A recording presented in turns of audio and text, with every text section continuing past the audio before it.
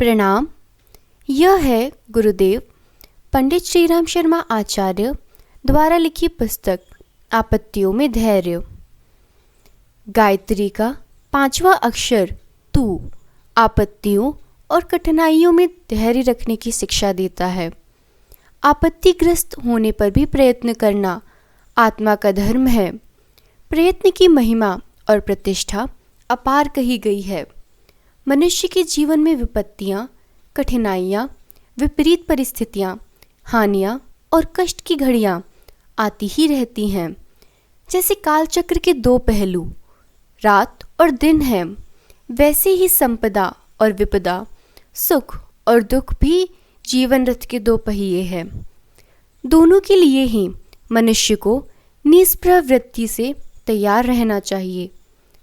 आपत्ति में छाती पीटना और संपत्ति में इतराकर तिरछा चलना दोनों ही अनुचित है। आशाओं पर तुषारपात होने की निराशा, चिंता, भय और घबराहट उत्पन्न करने वाली स्थिति पर भी मनुष्य को अपना मस्तिष्क असंतुलित नहीं होने देना चाहिए। धैर्य को स्थिर रखते हुए सजगता, बुद्धिमत्ता, शांति और दूरदर्शिता के साथ कठिनाइयों को मिटाने का प्रयत्न करना चाहिए। जो कठिन समय में भी हंसता रहता है, जो नाटक के पात्रों की तरह जीवन के खेल को खेलता है, उसी की बुद्धि स्थिर मानी जा सकती है। समय अनुसार बुरे दिन तो निकल जाते हैं, पर वे अनेक अनुभवों, गुण और सहनशक्ति का उपहार दे जाते हैं। कठिनाइयाँ मनुष्य को जितना सिखाती है, उतना 10 गुरु मिलकर भी नहीं सिखा सकते। संचित प्रारब्ध भोगों का बोझ भी उन आपत्तियों के साथ उतर जाता है। आपत्तियां हमारे विवेक और पुरुषार्थ को चुनौती देने आती है, और जो उस परीक्षा में उत्तीर्ण हो जाता है, उसी के गले में कीर्ति और प्रतिष्ठा की जयमाला पहनाई जाती है।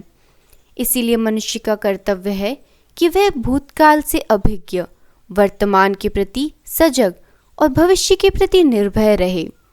मनुष्य को अच्छी से अच्छी आशा करनी चाहिए, किंतु बुरी से बुरी परिस्थितियों के लिए तैयार भी रहना चाहिए।